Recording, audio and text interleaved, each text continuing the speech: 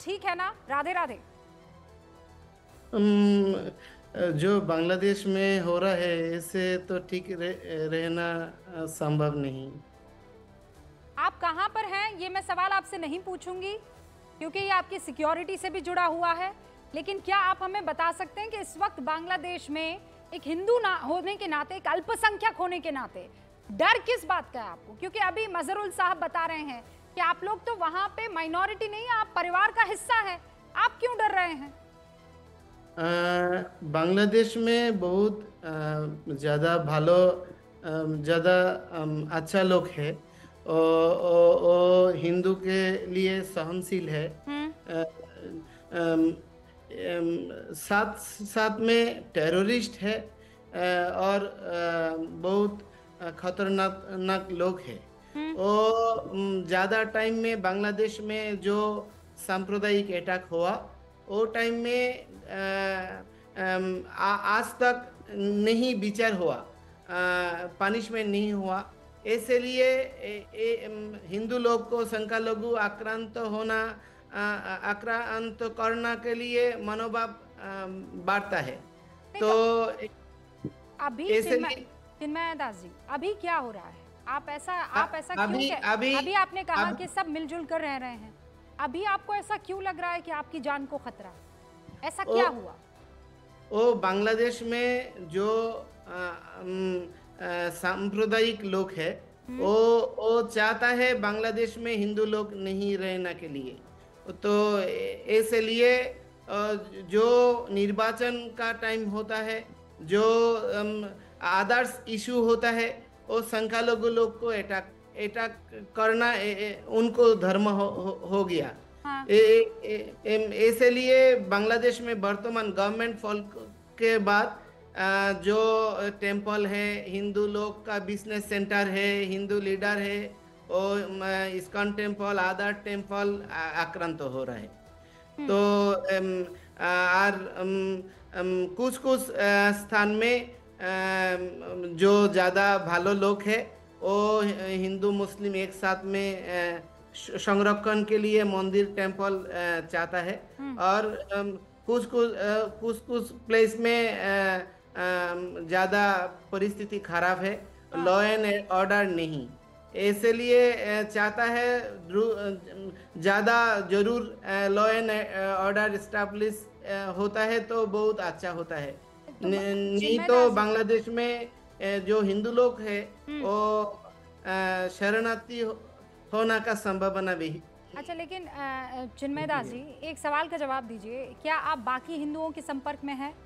क्या yes yes yes. ऐसी स्थिति आई है कि वो लोग इतना खौफ में हैं कि घरों से बाहर नहीं निकल रहे हैं? या आपको कहीं ऐसा सिक्योर प्लेस में इकट्ठा होने का कोई सूचना मिली है, या आपने कुछ ऐसा किया है? बहुत हिंदू लोग घर से बाहर जाने का साहस नहीं पाता है।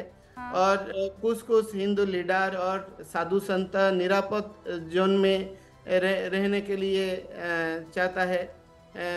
आतंक में है। नहीं तो ये लोग क्या कह रहे हैं? ये जो आप कह रहे हैं आतंकवादी हैं जो आपके ऊपर अटैक कर रहे हैं, ये लोग क्या चाहते हैं? ये क्या मांग कर रहे हैं आपसे? वो लोग जो संख्यालघु है वो बांग्लादेश के लिए उनको जो बांग्लादेश जो असांप्रदायिक राष्ट्र है, बांग्ला धर्मनिरपेक्ष राष्ट्र होने के लिए बांग्लादेश स्वाधीन हुआ। हाँ। तो वो संभावना नष्ट के लिए वो लोग चाहता है। वो बांग्लादेश में जो हिंदू लोग नहीं रहेगा, उन इच्छा से हिंदू लोग का ऊपर अटैक ऑल राइट। कर रहा है। चिन्मय दास जी, आप हिंदी बोलने की पूरी कोशिश कर रहे हैं, उसके लिए आपका बहुत बहुत धन्यवाद। क्योंकि मैं जानती हूँ आप बांग्ला में ज़्यादा कंफर्टेबल हैं, लेकिन हमारे दर्शकों के लिए आप हिंदी बोल रहे हैं, और मैं आपसे उम्मीद करती हूँ कि आप इस पूरी डिबेट में हमारे साथ बने रहेंगे। हमारे साथ नई दिल्ली और सेंटर फॉर पॉलिसी रिसर्च में रणनीतिक अध्ययन के जो प्रोफेसर है ब्रह्मा चेलानी भी आपको स्क्रीन पर इस वक्त नजर आ रहे हैं। ब्रह्मा चेलानी जी, आपका भी बहुत बहुत स्वागत है। आप सभी से अब मैं इस डिबेट की शुरुआत कर रही हूँ। सबसे पहले पूर्व आयुक्त इस वक्त पिनाक चक्रवर्ती जो आपको स्क्रीन पर नजर आ रहे हैं, पिनाक जी, ये स्थिति अभी जो बांग्लादेश की है वो हिंदुस्तान की नजर से कितनी चिंताजनक है?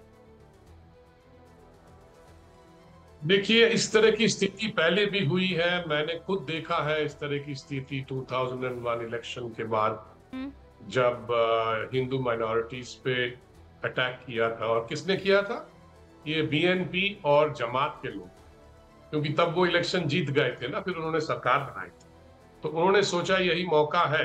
तो इस तरह के जो केओस जब क्रिएट होता है तो हिंदू सॉफ्ट टारगेट है। वो हिंदुओं, क्योंकि हिंदू लड़ता नहीं है बेसिकली, क्योंकि माइनॉरिटी में है, तो वो पिट जाते हैं, मर जाते हैं, उनके घर जला दिए जाते हैं, मंदिर जला दिए जाते हैं। मैंने ऐसे बहुत देखा।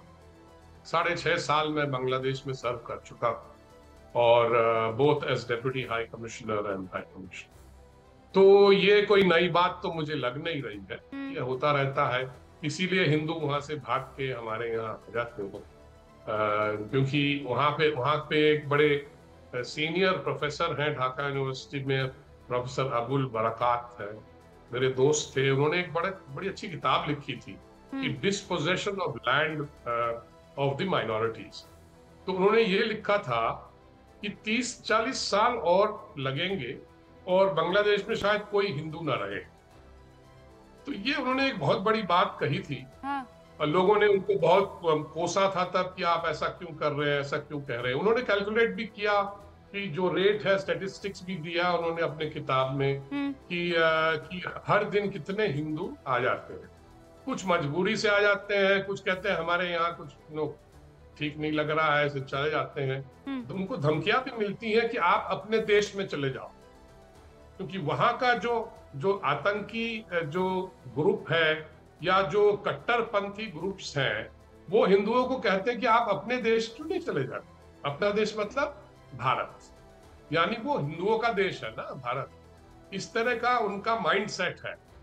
ये मैंने खुद सुना है और मैंने देखा है। तो इस तरह की चीजें हमारे पास लोग आके बोलते भी थे कि हमें डर लगता है। पिनाक जी, ये आपके जब मुंह से जिक्र इस बात का हो रहा है तो और किसी सर्टिफिकेट की जरूरत नहीं है, क्योंकि आप तो वहां की चीजों को खुद आंखों देखा हाल आप पूर्व उच्चायुक्त रहे हैं, तो आपसे बेहतर कौन इस बात को बता सकता है। कर्नल सिंह भी यहाँ पर मौजूद है। कर्नल सिंह, बीएसएफ को अलर्ट कर दिया गया, एक्स्ट्राऑर्डिनरी तरीके से आपको अपने बॉर्डर्स को निगरानी में रखना है। वो इसलिए भी कि वहां से जितने भी सते हुए लोग हैं वो पूरी तरीके से कोशिश करेंगे कर्नल सिंह कि बस साम दाम दंड भेद, जान बचा ले, आ जाए यहाँ पर। ये होगा? अगर आप इजाज़त दें मैं 10 सेकंड लगाऊंगा। हाँ प्लीज प्लीज। मुझे तो पिछले 5-7 मिनट में पिक्चर ऐसी लग रही है कि वहाँ पर हिंदुओं के साथ कुछ हो नहीं रहा है, सब अमन शांति और अच्छे से रह रहे हैं। लेकिन मैं मेरे ढाका के पैनलिस्ट को ये ज़रूर पूछना चाहूँगा, ये जो मेहरापुर में इस्कॉन टेम्पल जलाया गया है, ये ईसाइयों का था, बुद्ध का था या किसका था? ये जो काली माता मंदिर जलाया गया है,